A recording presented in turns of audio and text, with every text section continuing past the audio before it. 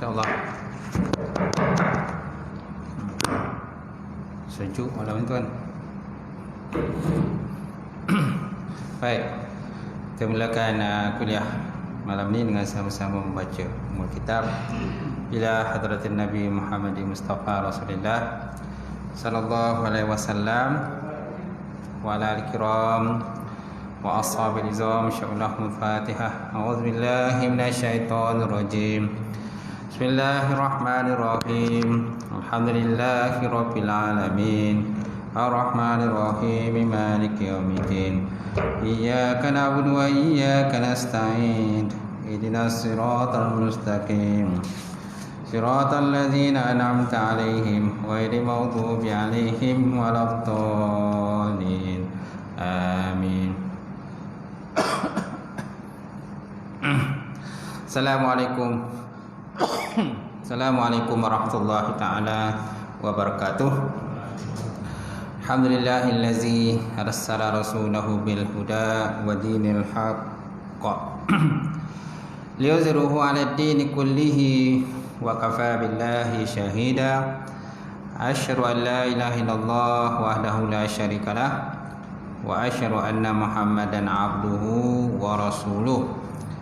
Allahumma salli wa sallim ala sayyidina wa nabina wa habibina wa syafina wa zuhrina wa maulana Muhammad wa ala alihi wa sahbihi wa man da'a bi da'watihi wa sanna bi sunnatihi ila yaumiddin.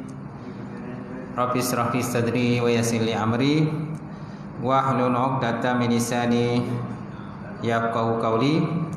Subhanaka la ilma lana illa ma 'allamtana innaka antal alimul hakim.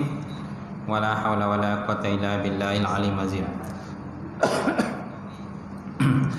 Qala Allah Subhanahu wa ta'ala fi kitabil azim, a'udzu billahi minasyaitonir rajim.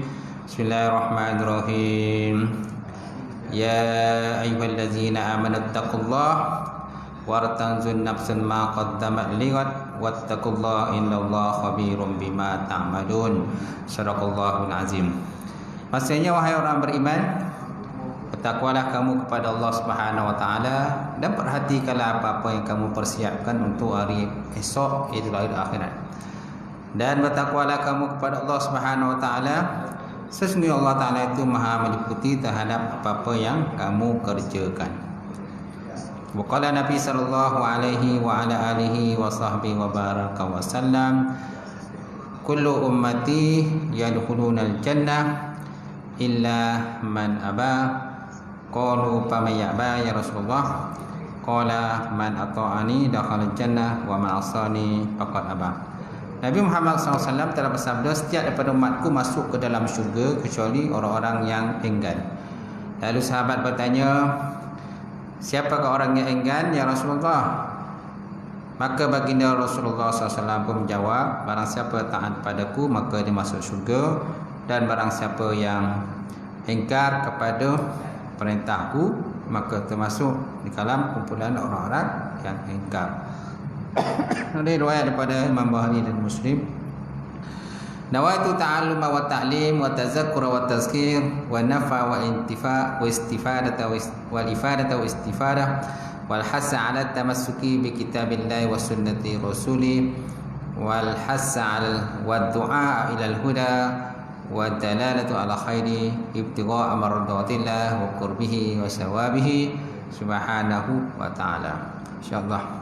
Yang saya hormati, yang saya muliakan Tuan-Tuan Imam, tak lupa juga yang saya muliakan Tuan Bilal, kemudian Tuan Siak, pengurusi masjid, jawatankuasa masjid, sidang jemaah muslimin muslimat rahmat ta'ala. Alhamdulillah, kita panjatkan puji dan syukur rahmat ta'ala kerana dengan limpah kurnia dan rahmat daripada Allah, lagi kita dapat bersama pada malam ini tuan-tuan untuk kita sambung kuliah bab tauhid ataupun bab akidah dalam pembahasan kitab Aqidatun Najin yang dikarang oleh Syekh Zainal Abidin bin Muhammad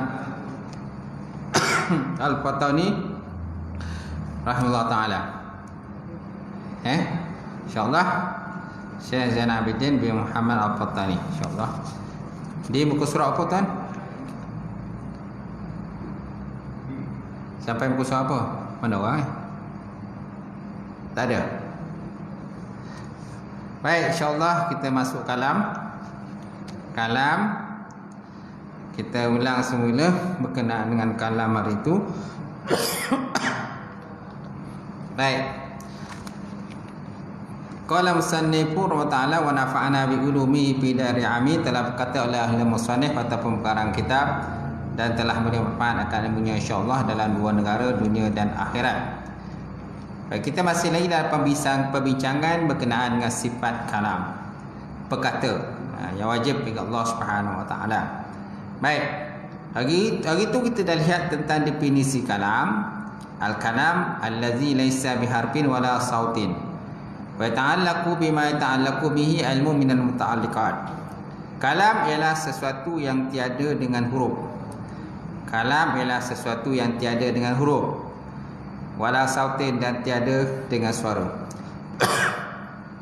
Dan ta'alluq ia dengan sesuatu yang ta'alluq dengannya oleh ilmu, daripada segala ta'alluq. Daripada segala ta'alluq. Nah, macam tu. Artinya yang ketujuh daripada sifat ma'ani itulah sifat penghabisan daripada segala sifat ma'ani, iaitulah kalam. Definisi kalam yang lain ialah sifatun wujudiyatun al-qa'imatun, satu sifat yang wujudi, yang berdiri bizatillah ta'ala, dengan zat Allah Subhanahu wa taala, laisa biharfin wala bisautin, tiada dengan huruf dan tiada dengan suara, dan maha suci daripada terdahulu dan terkemudian, maha suci daripada tersalah, dan i'rab. I'rab ni berubah-ubahlah, dan berelat, yakni ditukar ganti, dan hazaf buang, dan lain yang demikian itu, dan lain-lain daripada yang demikian tersebut. Itu dikatakan sebagai kalam. Jadi mana kalam ni satu sifat yang wujudi ataupun subuti ataupun zatiah, yang duduknya pada zat Allah Subhanahu wa taala, yang mana kalam tadi tidak dengan suara dan tidak ada huruf, tiada tersalah, tersilap dan sebagainya, kan, dan tidak ada i'rab. Macam bahasa Arab dia ada i'rab, kan? Bahasa Arab ada i'rab. Dia ada mubtada atau khabar, ada fi'il, ada fa'il, ada maf'ul, ada maf'ul bih, ada maf'ul ajlih dan sebagainya. Ada na'at, ada sifat.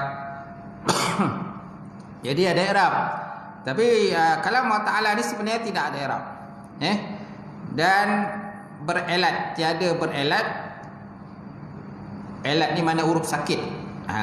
Kalau bahasa Arab ni dia ada kaitan bahasa Arab ni, elat. Contohnya da'a asalnya da'wa. Da'a maksudnya menyeru, asalnya da'wa. Dal waw, dal ain waw, da'wa. Ya yang tiada titik itulah, ya tanpa titik, da'wa. Jadi sebab orang Arab ni susah nak sebut, jadi disebut da'a. Dal ain alif da'a. Itu juga waqa. Waqa asalnya waqaya. Waqa maknanya telah melihara. Asal pada waqa ni ialah waqaya. Jadi orang Arab ni susah nak sebut, jadi dipanggil waqa. Jadi ya itu dikatakan huruf elat, huruf sakit. Waw huruf sakit dan sebagainya. Huruf elat. Dan hazaf dan buang. Bahasa Arab ni dia ada buang, dia ada hazaf. Contohnya yadribu asalnya yadribuna. Yadribuna bila masuk dengan lan yadriba, jadi nun telah pun dibuang. Asalnya yadribun, ya dot robau, bawau nun yadribuna, yang memukul mereka itu. Jadi bila masuk lan, jadi lan yadriba, mana dibuang alif, tu hazaf lah.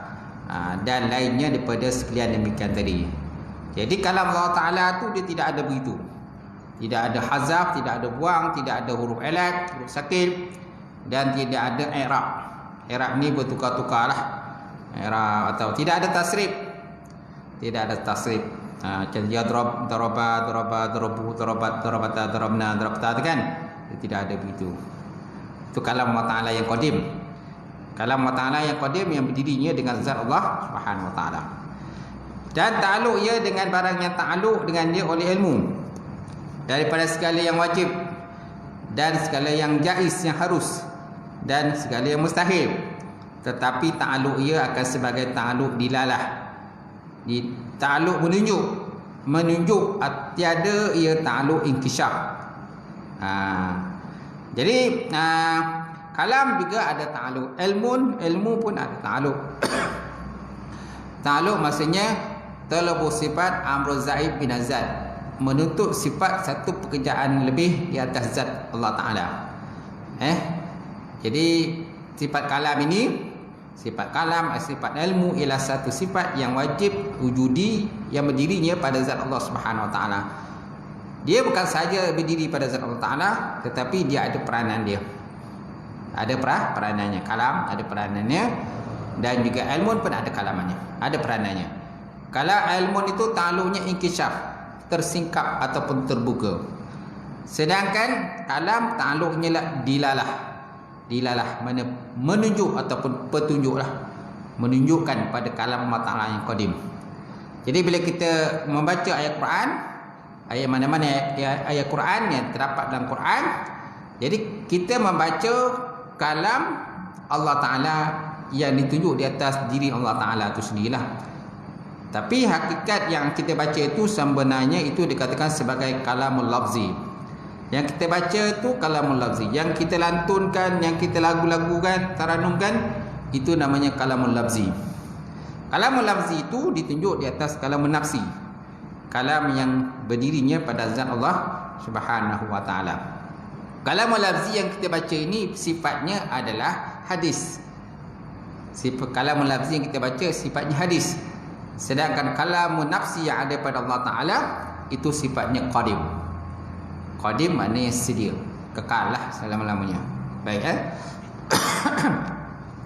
baik, kita ulang semula. Dan maka ta'aluk ia akan barang yang ta'aluk dengannya oleh ilmu, daripada segala yang wajib dan yang harus dan yang mustahil. Tetapi ta'aluk ia akan sebagai ta'aluk dilalah, menunjuk, tiada dia ta'aluk inkishaf, terbuka. Dan iaitu yakni kalam itu sifat yang satu tetapi berbagai-bagai ia dengan iktibar segala ta'aluknya. Kerana bahasanya jika ta'aluk ia dengan perintah amar, nescaya adalah dia salah satu daripada bentuk suruhan. Contohnya aqimus solah. Aqimus solah wa atuz zakah. Kita baca Al-Quran. Jadi bila kita baca Al-Quran berkenaan dengan amar, maka ditunjuk di atas perintah Allah Subhanahu Wa Ta'ala. Di atas perintah Allah Ta'ala yang terdapat pada sisi Allah. Dan jika ta'aluk ia dengan nahi, saya dinamakan dia sebagai tegah. Jadi kalau kita baca mana-mana ayat Quran yang berbentuk tegahan. Contohnya wala taqrabuz zina. Jangan kamu hampiri perbuatan zina. Jadi ayat Al-Quran yang kita baca itu merupakan kalamul lafzi. Jadi kalamul lafzi itu ditunjuk di atas kalamun nafsi yang ada pada Allah Subhanahu Wa Ta'ala. Yang mana Allah Ta'ala di sebalik hijab memerintahkan kita ataupun menegah kita sesuatu supaya kita jangan melakukan satu perkara tadi, itulah jangan kita menghampiri perbuatan zina. Kemudian dan jika ta'aluk ia dengan wa'ad, nescaya dinamakan dia akan janji kebajikan. Kalau kita baca Al-Quran berkenaan dengan janji-janji baik, innal ladzina amanu wa amilus solihati kana lahum jannatul firdausi nuzula. Sesungguhnya orang-orang yang beriman mengerjakan amal soleh, maka bagi mereka itu jannatul firdaus, bagi mereka itu syurga firdaus, sebagai tempat tinggal mereka. Jadi yang kita baca itu ialah kalamul lafzi, ditunjuki di atas kalamun nafsi yang ada pada Allah Subhanahu Wa Ta'ala. Baik. Dan demikianlah dikiaskan dia dan sekalian ta'aluk ini adalah ta'aluk tanjizi qadim. Melainkan suruh dan tegah daripada Imam Asy'ari. Jadi ayat-ayat yang kita baca itu Suruh-suruhan yang kita baca itu merupakan suruhan dalam bentuk tanjizi qadim. Tanjizi qadim. Qadim mana lulus tetapi dalam bentuk qadim lagi. Lulus tetapi dalam bentuk qadim. Seperti sisi Allah Subhanahu wa taala. Maka bagi keduanya itu ta'alus sulul qadim.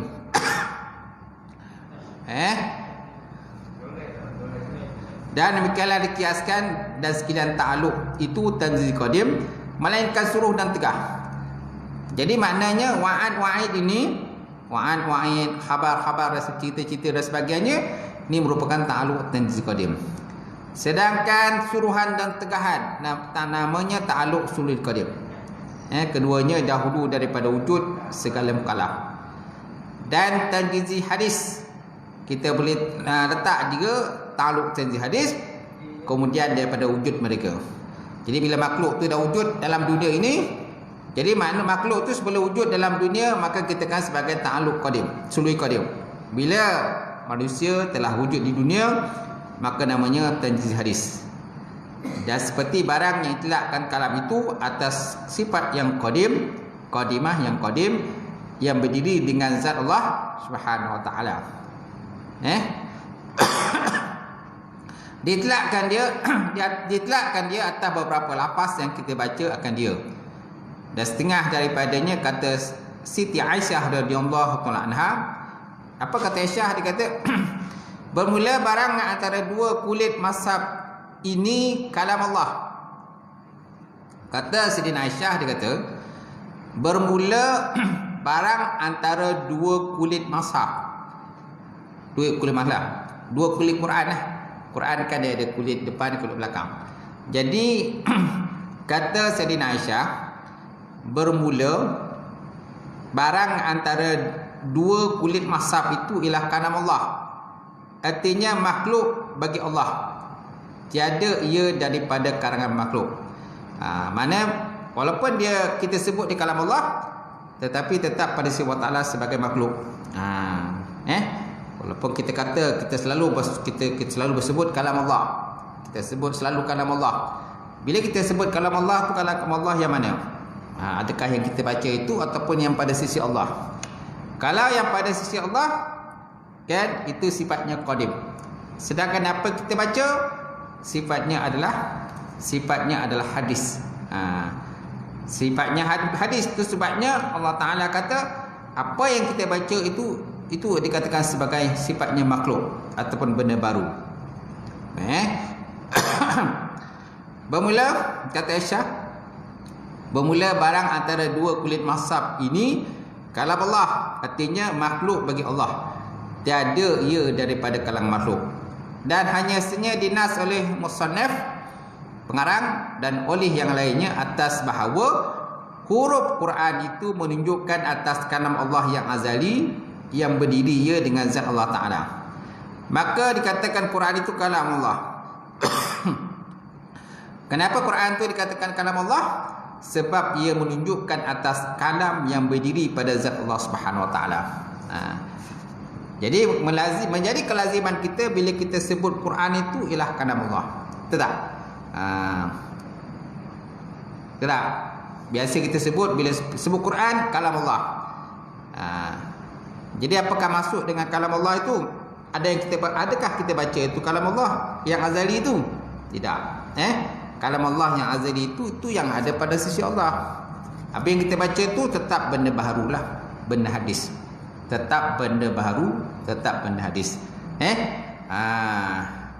Cuma kalau seandainya terjadi perdebatan kan dengan orang yang bukan daripada ahli sunnah wal jamaah, kan kita katakan bahawa Quran itu ialah kalam Allah yang bersifat qadim.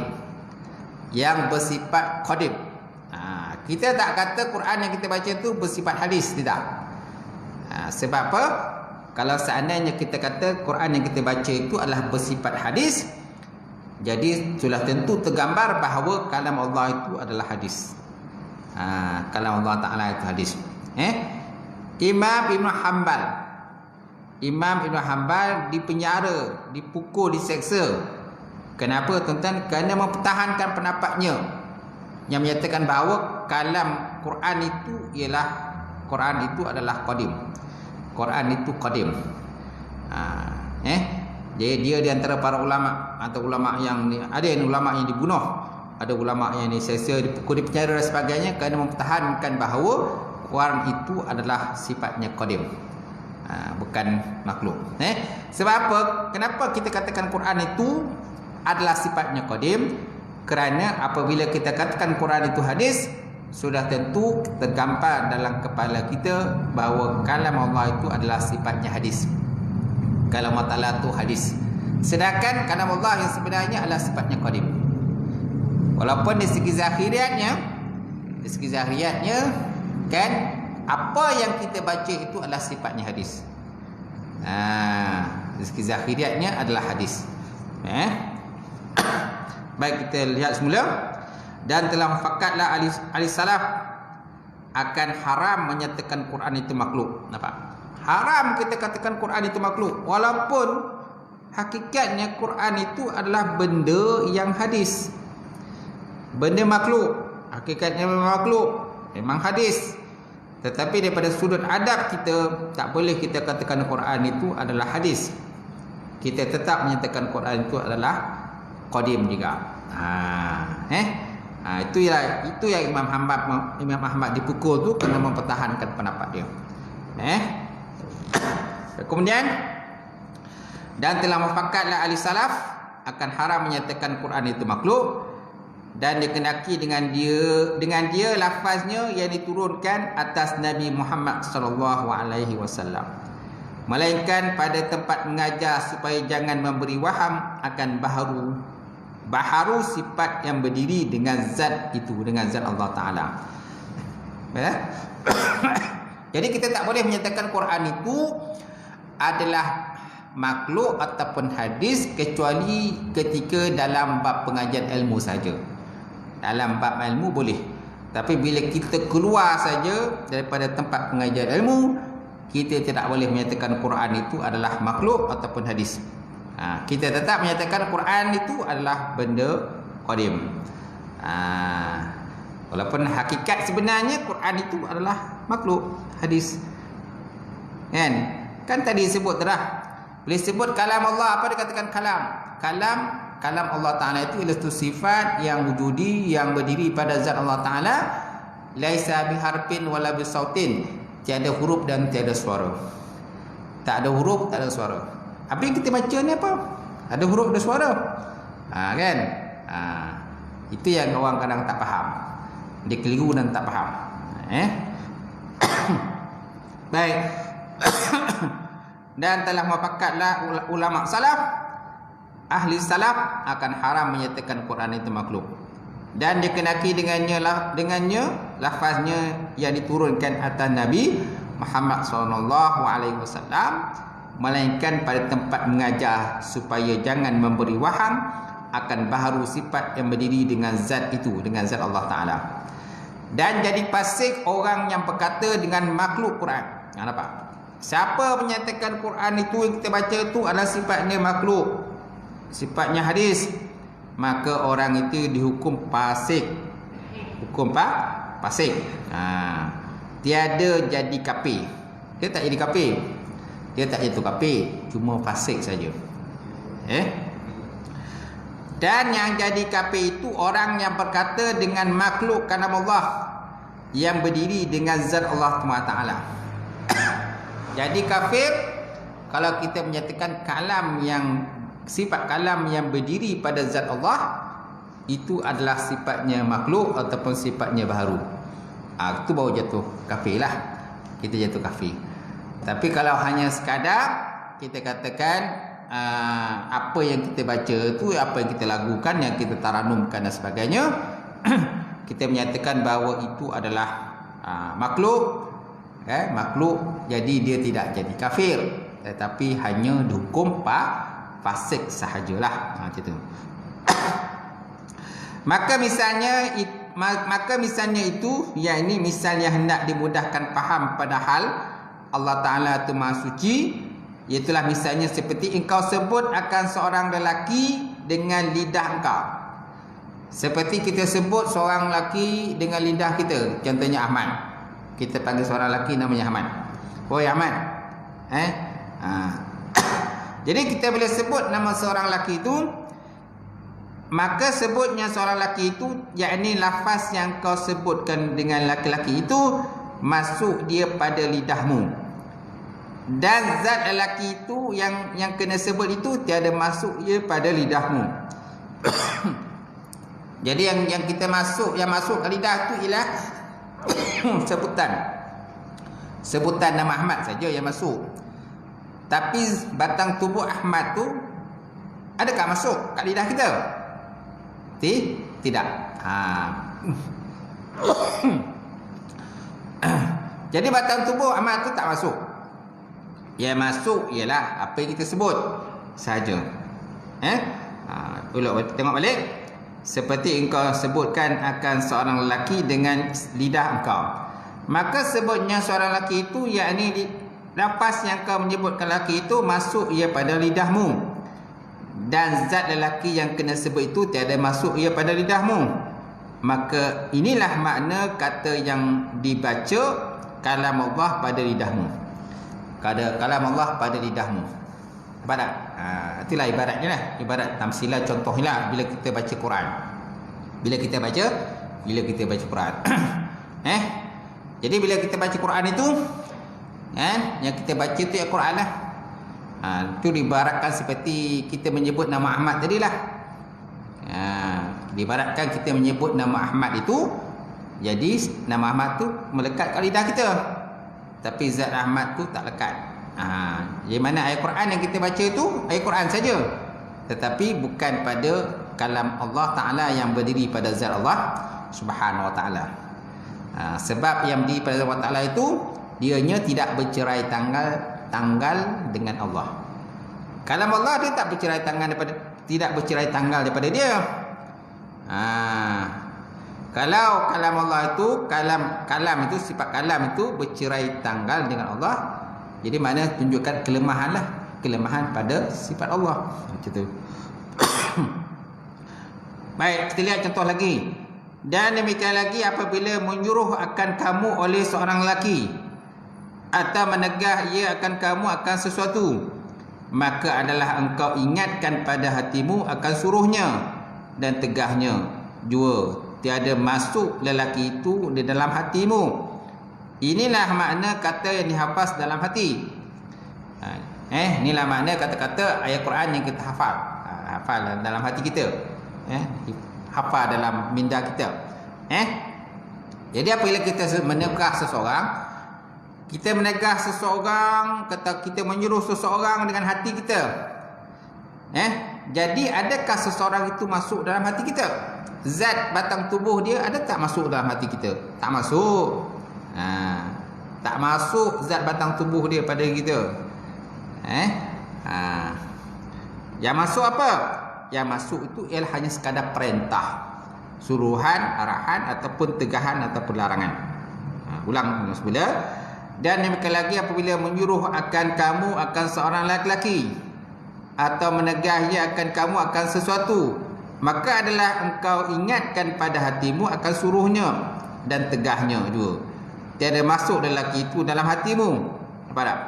Jadi mana-mana seorang lelaki, orang lain dia tegah kita, dia suruh kita. Jadi benih tegah dan suruh itu masuk kat hati kita lah. Tapi zat lelaki itu tak masuk. Zat batang tubuh lelaki tak masuk kat hati kita. Dia tak duduk tercongok dalam hati kita, tak. Tapi yang masuk itu perintah dia, arahan dia, larangan dia. Inilah makna kata yang dihafaz dari dalam hati ataupun yang diingat dalam hati. Dan demikian lagi engkau suratkan nama lelaki di dalam suratmu, maka masuk nama lelaki itu di dalam kitabmu. Tiada masuk zat lelaki itu pada suratmu. Inilah makna yang maktub, yang tertulis dalam mushaf. Contoh yang ketiga dia kata, apabila kita menyurat nama ke kawan kita menulis nama kawan kita. Nama kawan kita siapa? Abu Bakar. Cikgu Bakar lah. Nama kawan kita Abu Bakar. Bila kita menyurat nama Abu Bakar, adakah zat Abu Bakar itu masuk dalam kertas itu? Tidak. batang tubuh maka akan masuk dalam kertas yang kita tulis? Tidak masuk. Habis yang masuk siapa? Hanya nama sajalah. Nama dia yang kita telah surat ataupun kita tulis. Itulah ibaratnya dengan ayat Quran. Ibaratnya dengan ayat Quran. Jadi ayat Quran yang kita baca itu merupakan kalamul lafzi, yang menunjuk dia kepada kalamul nafsi yang ada pada sisi Allah Subhanahu wa taala, yang laisa biharfin wala bisautin, tiada suara dan tiada huruf. Sedangkan kita baca ni ada suara. Yang kita nyanyi, kita lagu-lagukan taranum ni ada suara dia. Ada suara kan? Tapi kalau kita lihat kepada definisi kalam itu, satu sifat wujudi, satu sifat yang bahasa zati, yang berdiri pada zat Allah Ta'ala, tiada dengan huruf. Tak ada huruf, tak ada suara. Nampak tak? Itu sebabnya kita jangan keliru. Baik. Dan sekali lagi, engkau suratkan nama lelaki dalam suratmu, maka masuk nama lelaki itu dalam kitabmu. Tiada masuk zat lelaki itu dalam suratmu. Inilah makna yang maktub, yang tertulis dalam mushaf. Maka jangan engkau sangka yang engkau baca dan yang engkau hafaz dan yang engkau surat itu iaitu kalam Allah. Hanya sahaja ia menunjukkan kalam Allah yang qadim jua. Nampak? Jangan kita sangka bahawa apa yang kita baca itu kalam Allah. Apa yang kita baca, yang kita sebut, kan? Kita lagukan, kita ranumkan, mana-mana ayat Quran yang kita baca, jangan kita sangka itu merupakan kalam Allah, tetapi dia hanya menunjuk kepada kalam Allah yang ada pada sisi Allah Subhanahu wa taala saja. Dan hanya sahaja dia menunjuk atas kalam Allah yang qadim juga. Dan kalam Allah yang qadim itu tiada bercerai dengan zatnya. Nampak? Sebab itu kalam Allah yang qadim itu tiada bercerai dengan zatnya yang qadim, lagi tiada berhuruf dan tiada bersuara seperti yang telah lalu sebutnya. Nampak? Faham kan? Faham? Kita kena faham dulu. Cuma dari segi adab kita, kalau kita keluar daripada masjid ini, kita tak boleh menyatakan apa yang kita baca itu merupakan sifatnya hadis ataupun makhluk. Tak boleh. Tak boleh juga kita katakan Quran itu adalah makhluk ataupun hadis. Tetap juga kita katakan Quran itu adalah qadim, supaya jangan ditasawur, yang tergambar ataupun diwaham oleh orang ramai bahawa kalam Allah itu adalah sifatnya qadim, sifatnya makhluk ataupun sifat baharu. Supaya jangan tergambar ataupun tersangka oleh manusia. Baik. Dan tiada masuk kalam Allah itu dalam sekalian kitab dalam Quran. Nampak? Dan tiada masuk kalam Allah itu dalam sekalian kitab dalam Quran dan Taurat dan Injil dan Zabur. Maka tiada bercerai selama-lamanya dengan zatnya Allah. Nampak?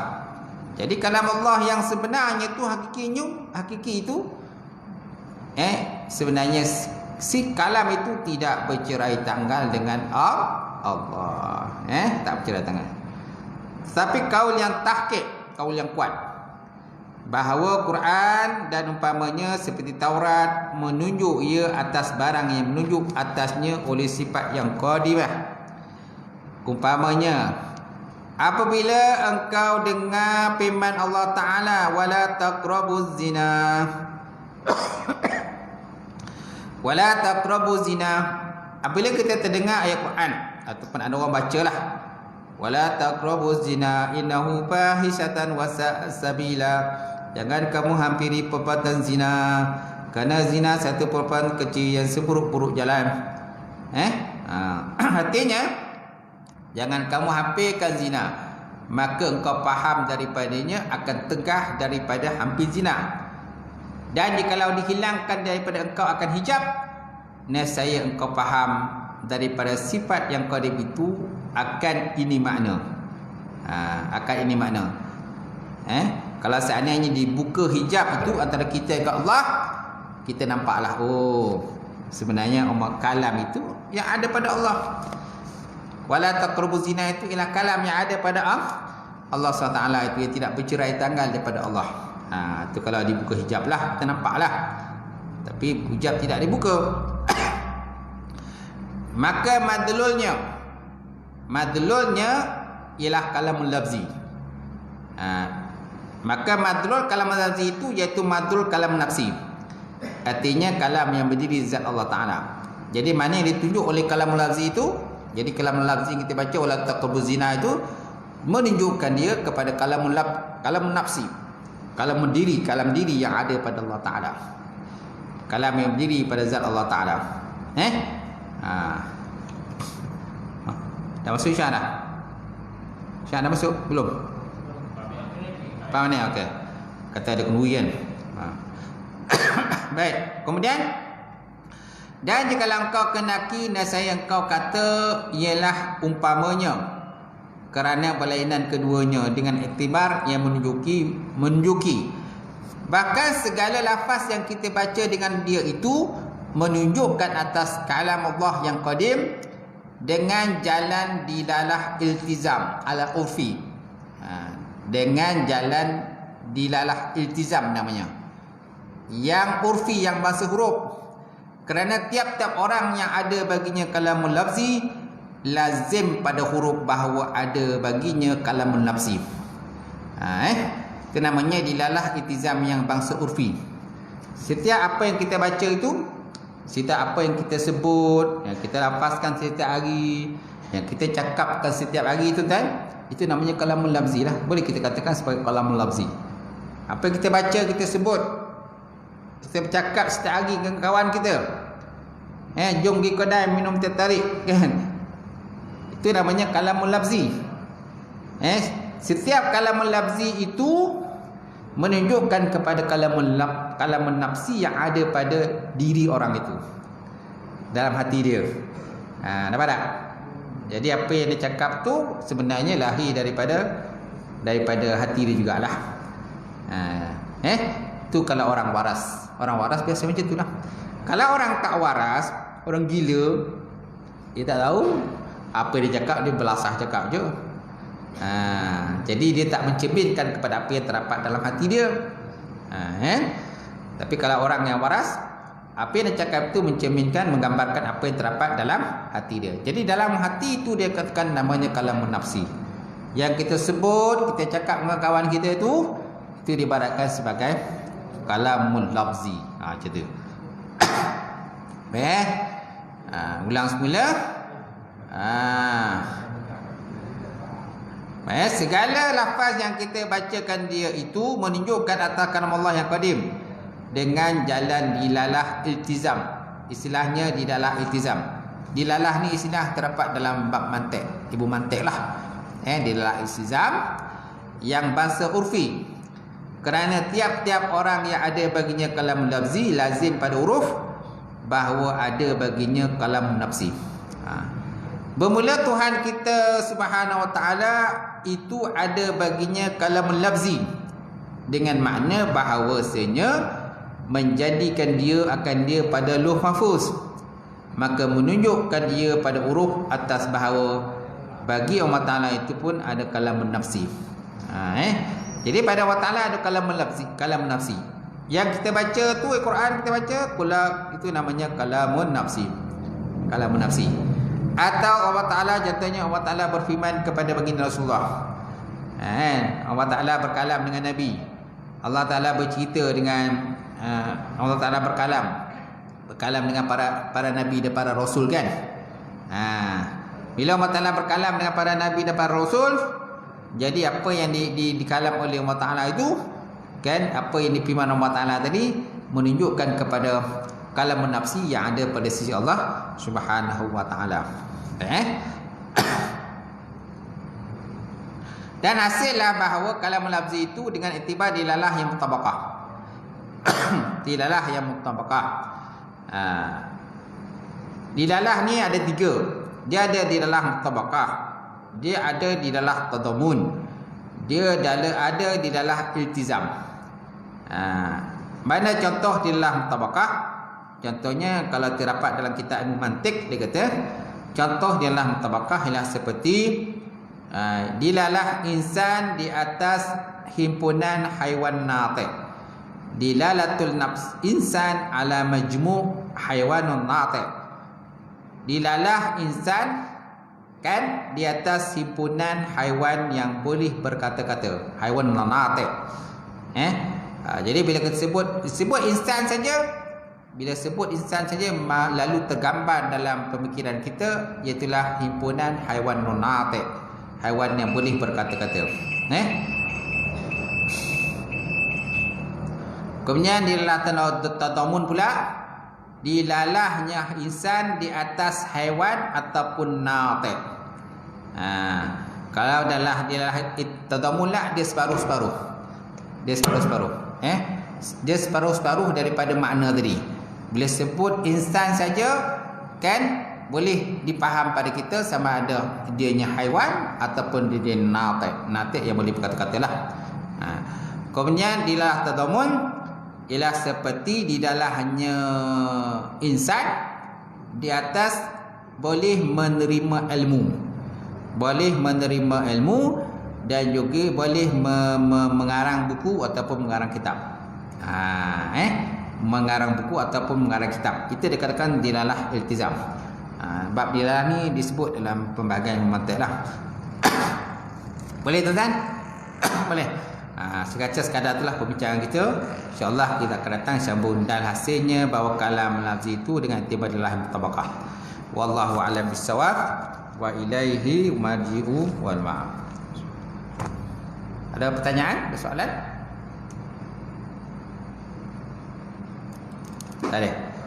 Auzubillahi minasyaitonir rajim. Bismillahirrahmanirrahim. Alhamdulillahirabbil alamin wassalatu wassalamu ala asyrofil mursalin wa ala alihi washabbihi ajmain. Allahumma zidna ilman nafi'an wa qina as-sadiqal ma'lum taqabbala rizqan halalan mubarakatan katsira wasiyana kata ya alim wa lana qulubana bi nuri ma'rifataka wa tahna ala arifin. Allahumma faqina fid Allahumma faqina fid Allahumma ja'al hadza jam'al marhuma wa tafarruqana min ba'di tafarruqal maksuma. Rabbana atina fid dunya hasanah wa fil akhirati hasanah wa qina azabannar. Walhamdulillah rabbil alamin. Qabalallahu minkum. Boleh azan lah. Terima kasih.